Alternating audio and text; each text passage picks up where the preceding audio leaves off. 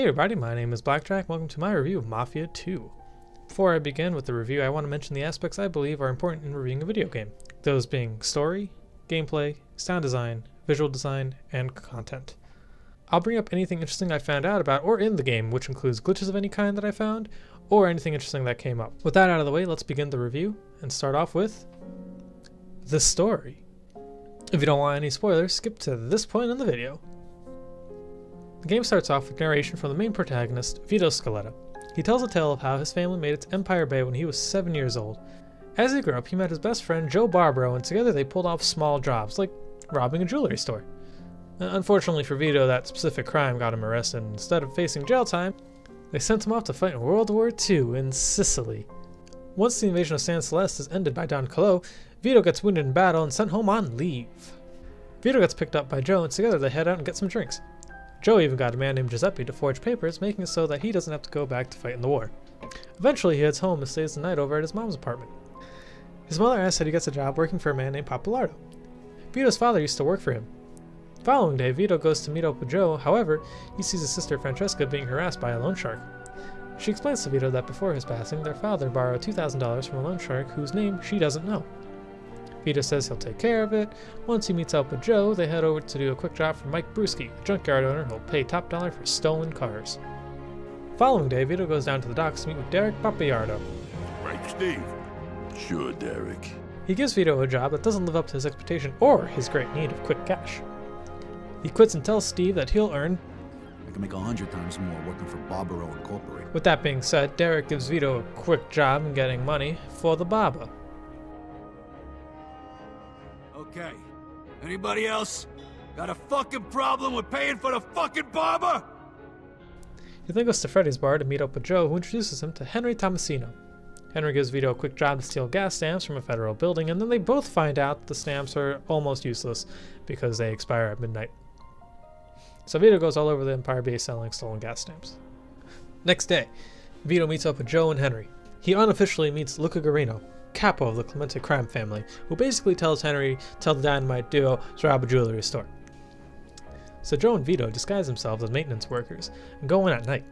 The plan almost fails immediately, with a sudden and loud interruption from Brian O'Neill and his Irish gang. With O'Neill's brilliant plan of crashing a car through the front of the shop alerting the police, Vito and Joe are forced to escape, but O'Neill doesn't get as lucky. Henry asks Vito and Joe to help him perform a hit. Luca mentions that if it goes well, they can join the Clemente family after paying the entrance fee of $5,000. So, the triumphant trio pull off the hit with some minor issues. This fat fuck. He almost shot my balls off. After dropping the one Cullian criminal off at El Greco, The doctor? No, I'm the fucking painter. Vito receives $2,000 as payment for the hit. He then drives over and gives the money to Francesca. A few days later, Vito gets arrested outside of Joe's apartment. One of the gas station attendants went to the cops about the stolen gas stamps. After about 3 months of trial, he was sentenced to 10 years in prison. He runs into Brian O'Neill, and both of them get sent into solitary confinement after a brief brawl outside in the courtyard. And in front of one of the most important men in the Mafia, Leo Galante, the consigliere of Frank Vici. Soon, Leo takes Vito and teaches him some boxing techniques. Good defense can win a fight, fellas. Whoa! Would you look at that? Hey! We supposed to be sparring or training? Change of plans, big fella. This kid's got fire in him. So now you're both gonna practice your counter punches. Vito gets into some boxing matches inside the prison, under the guidance of Leo, then is told to get revenge on Brian O'Neill, who had a few other prisoners ganging up on Pepe, a member of the Vinci family who was also boxing for Leo. Vito then kills O'Neill using the shank that Brian had on him. He escapes the area without anyone knowing he's the one who killed O'Neill. Vito and Leo then have a close bond while in prison. So close, in fact, that Leo even was able to cut Vito's sentence short by a few years. Vito gets released in 1951. Joe picks up Vito and shows him around to his new apartment. Joe even gets Vito to meet Eddie Scarpa, second in command to Carlo Falcone, and they all get to know each other over a cat house. The following day, Joe plans an easy day selling stolen smokes with Vito. Unfortunately, greasers show up and burn the truck down. After a brief phone call with Eddie, the potent pair meets up with Marty, Steve, and a few of his men. Altogether, they go to Empire Bay Forge and slaughter most of the greasers. Speaking of slaughtering things, Vito was told to follow Luca Guarino to Clemente's slaughterhouse. Apparently, a car filled with 3 of the members of the Falcone family were captured by some of Clemente's people. Vito's mission is to see if he can rescue Tony Balls Balsamo, Javi Beans Epstein, and Frankie the Mick. and if he was involved in any way, to kill Luca Guarino. Once saving both balls and beans and killing Luca, Vito and Joe were inducted into the Falcone crime family, finally being made. Vito, now moved into a new house in a nice neighborhood, is tasked to kill Clemente, one of the 3 Mafia family leaders, with Joe. 2 of them have Marty, a young guy who always wanted to be in the mob and grew up near Joe, be their getaway driver, while they sneak in dressed as janitors and plant an explosive in the meeting room that Alberto Clemente would be in. Unfortunately, Clemente wasn't in the room when that was set off, and that mistake cost the life of young Marty. Joe gets his revenge, but doesn't take his loss too well. Henry arrives at Vito's house the following morning, asking if he would put in a good word with Eddie. Henry's first task is to kill Leo Galante. Vito helps Leo escape. That night, Vito gets some uninvited guests to his place, and they subsequently burnt down, along with all of Vito's money. Half naked, broke, and with nowhere else to go, Vito drives over to Joe's place, and the 2 of them hit the O'Neill gang, now led by Brian's cousin, Mickey Desmond, wiping out that entire Irish gang for good. Joe gives Vito the keys to Marty's apartment. Henry gathers Joe and Vito to partake in a side business. That business is to sell heroin. In order to do that, however, they need to take out a loan from Bruno, a loan shark with a near-endless amount of money that doesn't truly belong to him. With the money in hand, they make it out to meet with Mr. Wong, who is a member of the Triads. Mr. Wong sells the 3 men 10 kilos of heroin. Things go really well for the 3 of them. That is to say, until Falcone finds out about it and demands a large cut of the profits. Now they don't even have enough to pay back the debt they have with Bruno. Can things get any worse? Yes. Yes, they can. You see, it turns out that Henry was an FBI agent. The Triads publicly butchered him in Lincoln Park, and our pal Joe does not take that lightly. So our tumultuous twosome rampage throughout the Red Dragon, killing anyone associated with Mr. Wong within the building. Before Joe puts Wong out of his misery, he tells them the reason behind it. But they don't believe him, stating, Bullshit. Makes no sense. And I suppose you had nothing to do with the little stick-up after we closed the deal with you either, right? On the final day to repay their debt to Bruno, Joe gets a contract to kill Tommy Angelo, an ex-mobster who ratted out the Salieri family.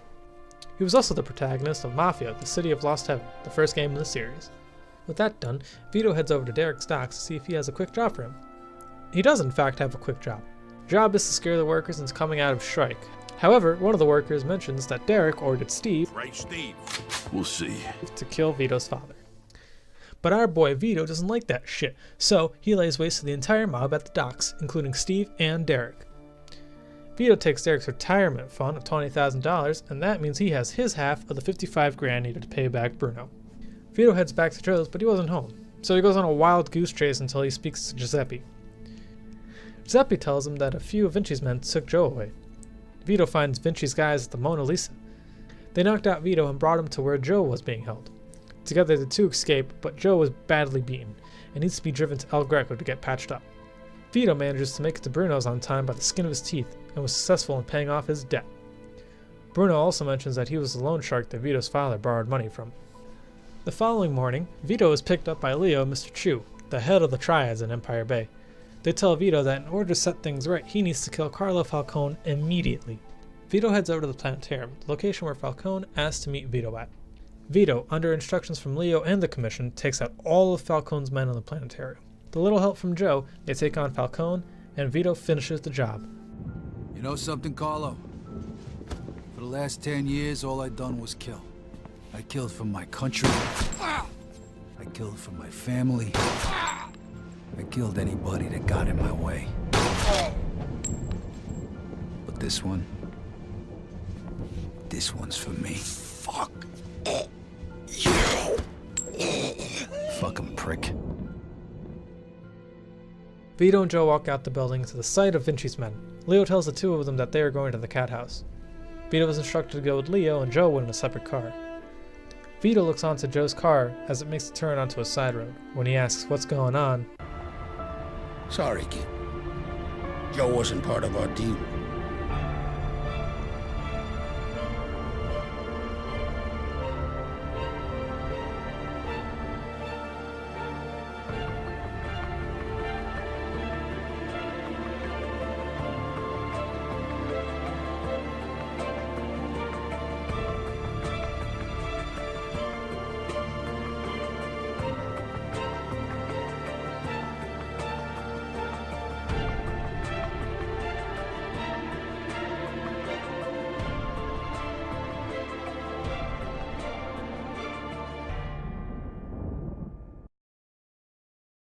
The characters.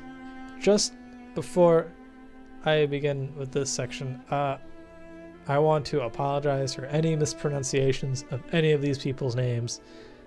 I am illiterate as fuck, alright? The main characters are all really likable. Vito Scaleto, played by Rick Pasqualone, is a very sarcastic, funny, and at times can be very intimidating character. Joe Barbaro is hands down my favorite character in this game.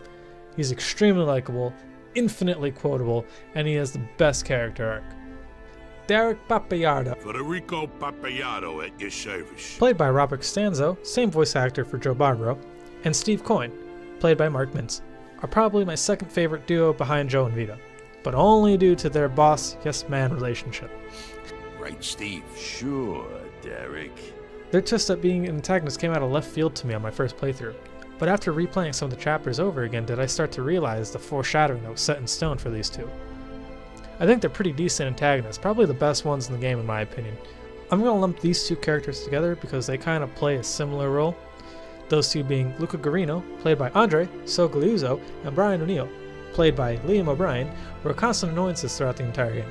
And by that I mean they appear once, then come back again, and then you kill them. I think O'Neill is the better antagonist of the two, because at least I was able to have 3 fistfights with him instead of watching him die off screen by 2 other characters. They even have similar personalities, both being hot-headed assholes. I guess Guarino plans things better, seeing that he killed a man and threw him into a meat grinder, or so he said, whereas O'Neill's idea of subtlety is crashing a damn car through the front of a fucking building. The last 3 antagonists are the 3 Dons of Empire Bay, those being Frank Vinci, played by Larry Kenney, Carlo Falcone, played by Andre Sogliuzzo, and Alberto Clemente, played by Nolan North. Of the 3, I'd say that the one that isn't an antagonist is probably Vinci. Not only does he have the least amount of screen time, but he was only trying to get rid of a threat to himself and to his crime family. It just so happened that that threat was Vito and Joe, but I don't really think he was in the wrong in interrogating them. He was being attacked by the Triads because 2 guys from a different family got into selling drugs, and something he is against wholeheartedly, by the way. It's not even like he was in the drug business. He, like, throughout the game, like, in, like, the 1 or 2 cutscenes that he was in, like, he mentions, like, no drugs, no drugs, no drugs. Right? He's, like, anti-drug selling. Not so much using. I don't know if he uses any, but, like, anti-drug selling. Oh, yeah, and then there's Clemente. The reason I only consider Clemente an antagonist is just simply because he got into the drug business after he found out that Falcone was in it. I mean, honestly, Clemente was more of an obstacle than an antagonist. Like, I don't even think... I feel like Guarino is more of a villain than Clemente is. Considering that he was the one trying to steal $5 grand from both Vito and Joe, you know, like that kind of thing. However, it doesn't matter. Just those two, I wouldn't necessarily lump into as, like, being major antagonists. Maybe Clemente a little bit, but not so much Vinci. However, Falcone is the true villain in this game. He was plotting against everyone from the start, ordering assassinations on both Guarino and Clemente, and then he wanted to kill Vito using his best friend. Also, I'm not mistaken, he planned to kill Vinci too, but he just never got around to it. Like, it just shit happened, and, like, just couldn't get into it. But he was trying to find a way through Eddie Scarpa to take out the Vinci crew. And that's another character I don't think I mentioned. Maybe I do, I'm not sure. We'll get there when we get there, it's fine. I'll have to put that on the back burner. And he did all that, all while dealing in drugs, which is against the commission rules. I think he's a good villain, but the lack of screen time really only hurts him in the end. The reason I like Derek more as a villain is just because he has more screen time. Oh, and Steve. Yeah, I don't think I mentioned Eddie Scarpa. So Eddie Scarpa is another semi-villain who I don't really consider a villain. He's more of just a character that gets just doing his job. Like, I don't really consider him a villain, but, like, through Eddie, Falcone managed to get his plot through in the end. So that makes Falcone a good villain in my eyes.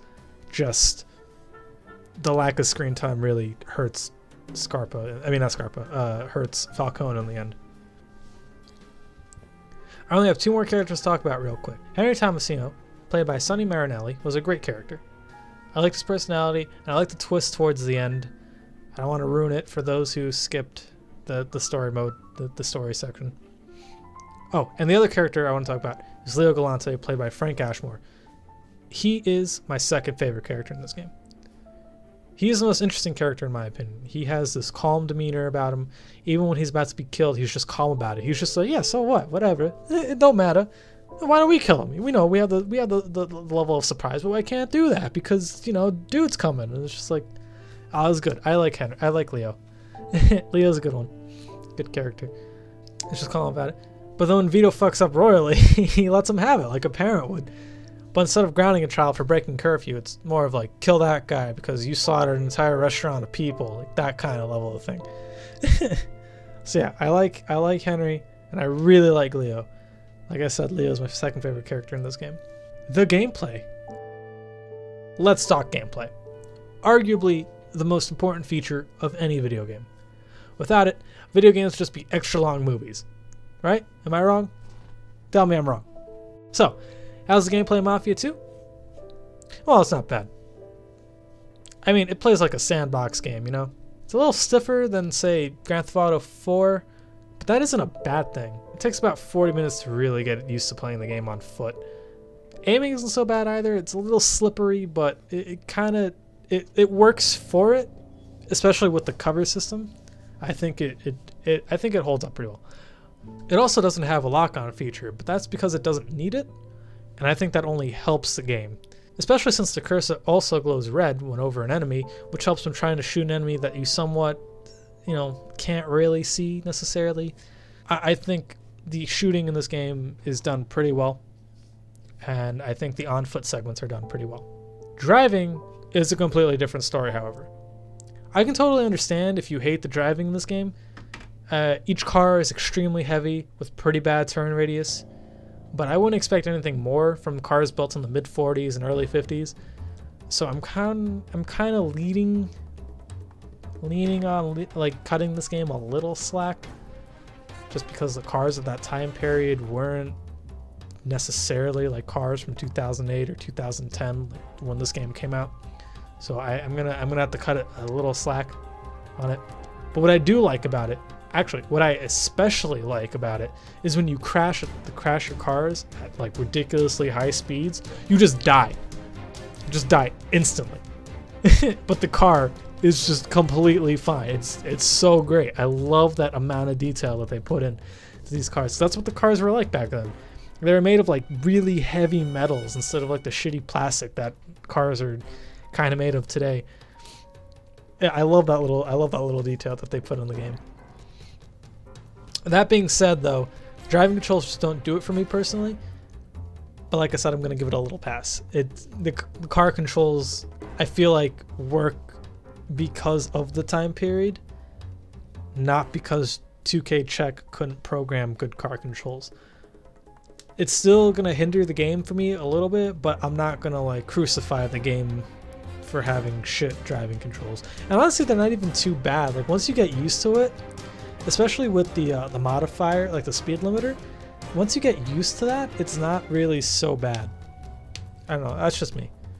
But the on-foot controls weren't too bad, and it didn't take me too long to get used to. So I do like the control system in this game. Visual design. Visually speaking, this game isn't horrible. I mean, I dare say that the environment looks really good. I like the look of the cars too. 2K Czech did a great job researching how the cars look like. I even like the different colors that you can pick when customizing any car that you decide to take. And the main characters look really good too. I like designs on Joe and Vito. I like the look of Henry and Pappalardo. I just think the main cast of characters look really good. Then you take a look at the NPCs, and they just look like shit. I especially dislike it when the same model is using the same shot. It's like Empire Bay is being overrun by an angry mob of twins.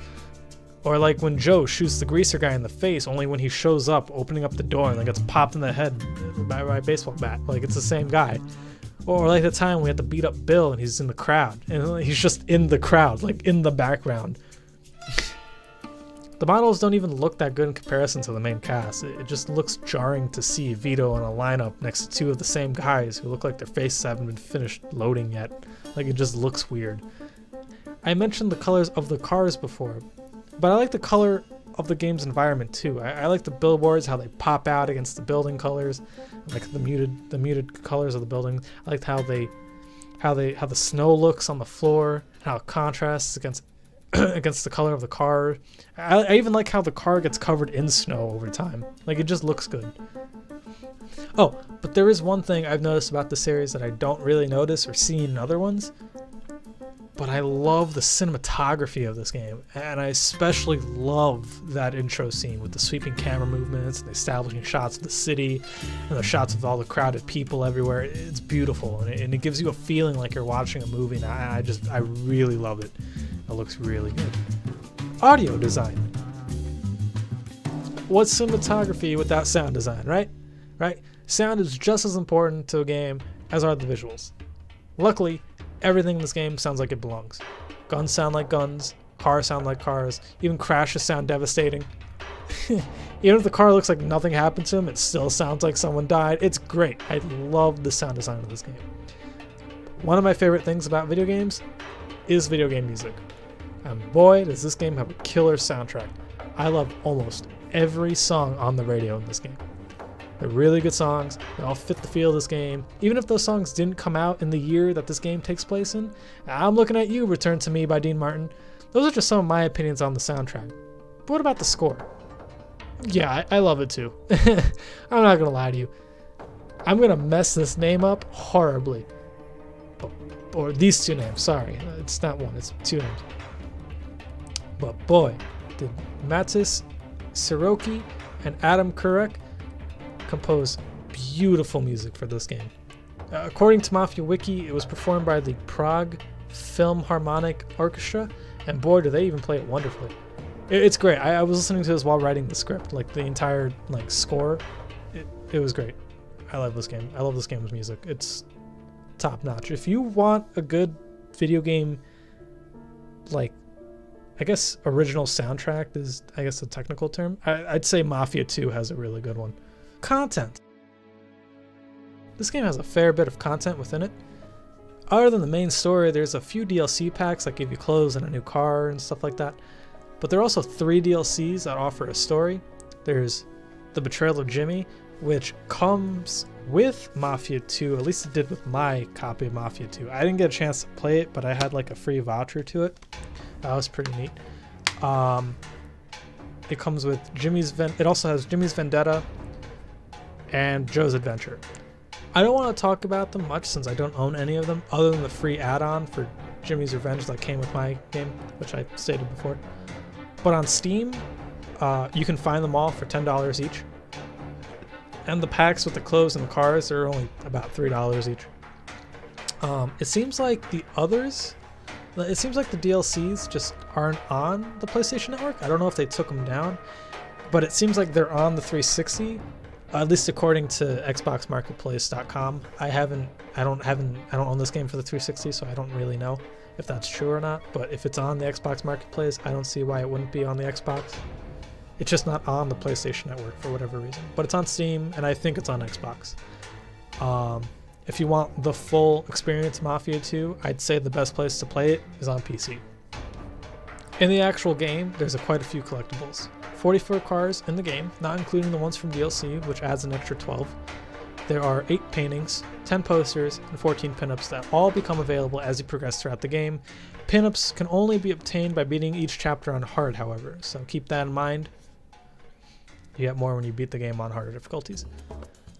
Family album is unlocked when you beat the game, and it just describes the characters in the game, giving them a little background, like a backstory and stuff like that. It's pretty neat. Oh, there are 50 Playboys throughout the game, and you can get them in certain locations within each chapter. And finally, there are 159 wanted posters, each one being a member of 2K Czech's staff, and can only be found all over the city in free roam. If you have the deluxe version of the game, you would have gotten an art book, and you can find it on Mafia Wiki if you're interested. So that's pretty neat. They have all the pictures on it. It's pretty neat. I use Mafia Wiki a lot when looking up a lot of the details that I didn't know or don't have access to. So that's a good source if you're interested in this game. Also, before I mention, this game also comes with a map, and on the back of it has a really cool poster. Glitches. Before I continue, I just want to mention these are glitches that I found throughout the playthrough. These aren't every glitch, nor do I know what they are. So the first glitch was in Chapter 3. I was dragging this unconscious body around. It just started to spaz on the floor. I thought that was hilarious. The next one is in Chapter 8 with this enemy spazzing into the wall. There's a lot of spazzing motions in it, so, you know. Oh, I almost forgot to include this one. But in Chapter 9, Luca Guarino crashed his car and got stuck. And the game forced me to reset the entire mission just because he couldn't drive around a car. It was so funny to me.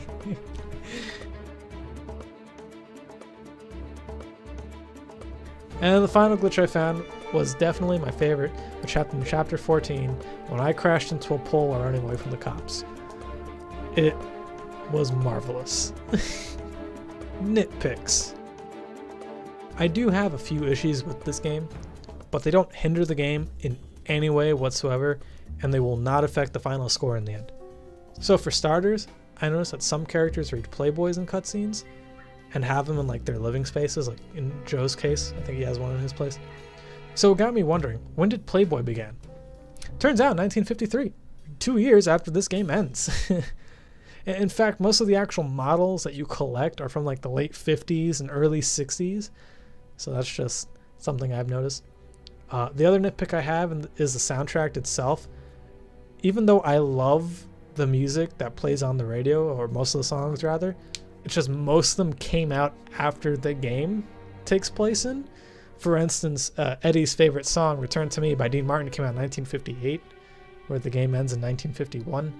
So there's a little discrepancy there. But like I said, these nitpicks don't affect my view of the overall game. It's just things that I've noticed and I took a small issue with, and they do not hinder the game in any way.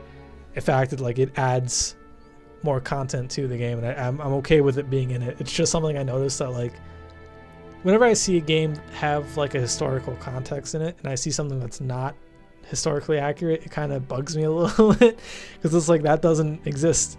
These characters wouldn't know what a Playboy is. However, I did learn that Esquire was around in the 40s, so maybe they could be Esquires. I don't know. Oh, speaking of Esquire, they actually have like every monthly issue since I think the beginning of their publication on their website, just because I started like researching this. It was pretty neat. But anyway, let's just move on. Conclusion. Mafia 2 is a great game.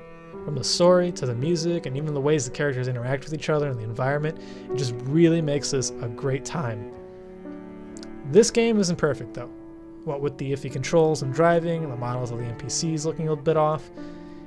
Even with its faults, the game gets an 8 out of 10 for me. If you missed out on this great game, I highly recommend it, especially if you can find a copy from your local mom and pop shop, and they offer it at a good price. I'll see you guys for my next project. See you guys later.